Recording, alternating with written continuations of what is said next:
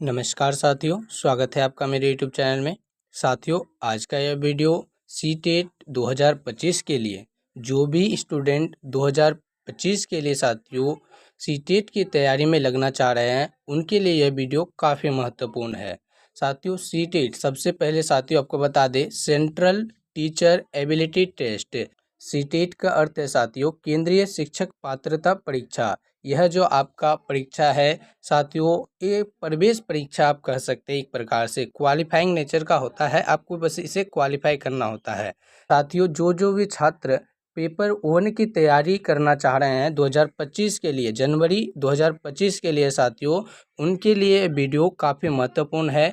आपको इस वीडियो में सिलेबस की बेहतरीन से बेहतरीन जानकारी जो कि आपको एक ही झलक में समझ में आ जाएगी, सब कुछ व्यवस्थित तरीके से बताने वाले हैं।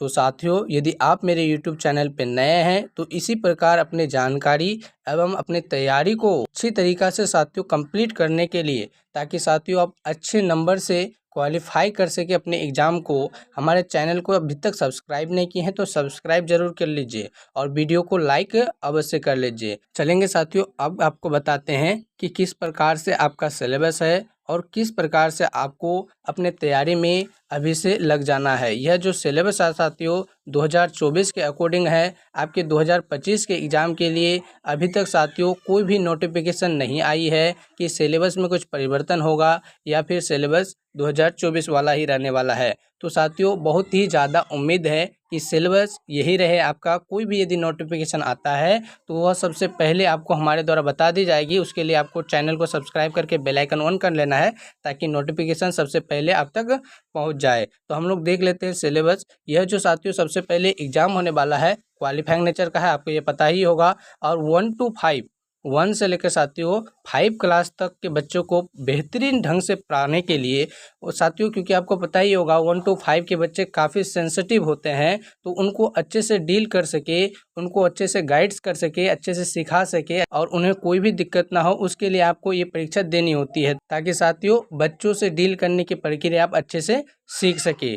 तो सबसे पहले आपको सिलेबस बता दे कि सबसे पहले जो आपको बताना है साथियों, यहाँ पे आपको दिख रहा होगा बाल विकास और शिक्षा शास्त्र, जिसको आप लोग CDP अर्थात चाइल्ड डेवलपमेंट एंड पेडागोजी कहते हैं। चाइल्ड डेवलपमेंट एंड पेडागोजी कहते हैं साथियों, CDP। हालांकि यह तो आपको 30 नंबर का यहाँ पे दिख रहा होगा साथियों कि CDP 30 नंबर के पूछे जाते हैं, लेकिन आपको बता दे ये अन्य सारे जो सब्जेक्ट है सभी से संबंधित है। तो साथियों पेडागोजी आपके लिए काफ़ी महत्वपूर्ण है। यह 60 से भी अधिक नंबरों का होता है साथियों, क्योंकि आपको चाहे भाषा 1 में रख लीजिए, भाषा 2 में रख लीजिए, गणित में रख के देख लीजिए इसे, या फिर पर्यावरण अध्ययन में देख लीजिए, सभी में पेडागोजी से संबंधित प्रश्न रहते ही हैं। तो साथियों पेडागोजी तो वैसे आपका 30 नंबर का होता है। उसके बाद अगला जो विषय है आपका भाषा। भाषा 1 में साथियों आपको 3 सब्जेक्ट में से एक सब्जेक्ट चुनना होता है।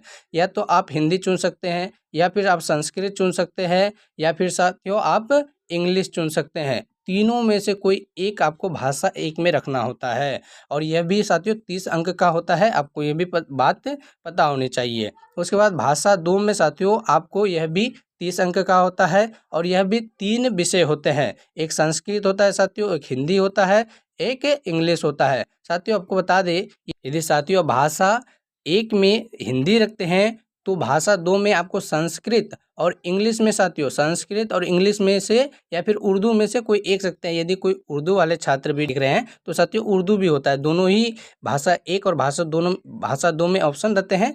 तो यदि आप भाषा 1 में उर्दू चुनते हैं तो भाषा 2 में आपको हिंदी या फिर इंग्लिश चुनना होगा। ठीक है साथियों, यदि कोई हिंदी चुन रहे हैं तो भाषा 2 में आपको संस्कृत या फिर इंग्लिश या फिर उर्दू चुनना होगा।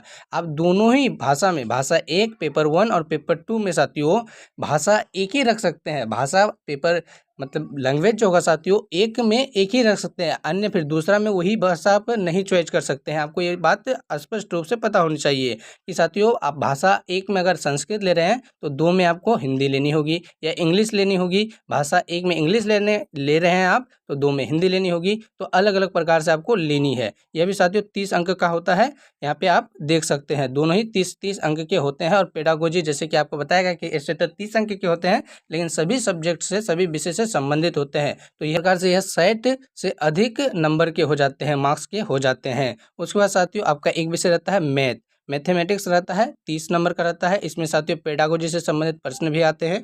उसके बाद अगला नंबर है पर्यावरण अध्ययन, इन्वायरमेंट स्टडीज, अर्थात साथियों EVS के नाम से आप इसे जानते होंगे, EVS। यह भी 30 अंकों का होता है। तो इस प्रकार से साथियों कुल आपके 150 अंक के साथियों 150 अंक के जो होता है एग्जाम होता है, मार्क्स होता है साथियों आपके टोटल्स एग्जाम में साथियों टोटल सिलेबस से 150 अंक के जो है प्रश्न पूछे जाते हैं। और प्रश्नों की संख्या भी आप देख सकते हैं साथियों, टोटल यदि आप कुल प्रश्नों की संख्या भी जोड़ेंगे तो आपको 150 प्रश्न भी मिल जाएंगे, अर्थात 150 क्वेश्चन रहते हैं और 150 मार्क्स भी मिलते हैं।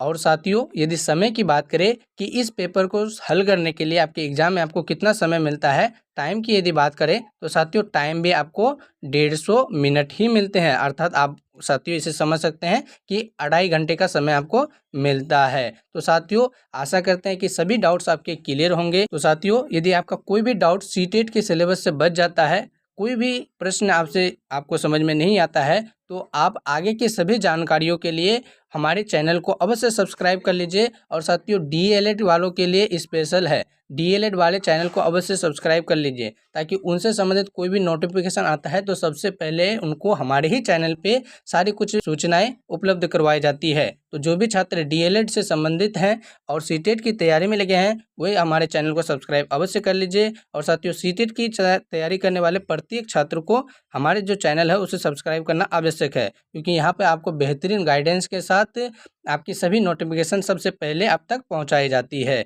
आशा करेंगे कि आपको सभी कुछ समझ में आया होगा। कोई भी डाउट बचता है तो साथियों आप कमेंट में पूछ सकते हैं, कमेंट बॉक्स खुला है साथियों, आप कमेंट करके पूछ सकते हैं। वीडियो कैसी लगी, यदि पसंद आई होगी तो लाइक कर लीजिए, कमेंट कर सकते हैं साथियों प्यारा सा। और चैनल को अभी तक सब्सक्राइब नहीं किए हैं तो सब्सक्राइब कर लीजिए। मिलेंगे किसी अगले वीडियो में, तब तक के लिए आपका बहुत बहुत धन्यवाद।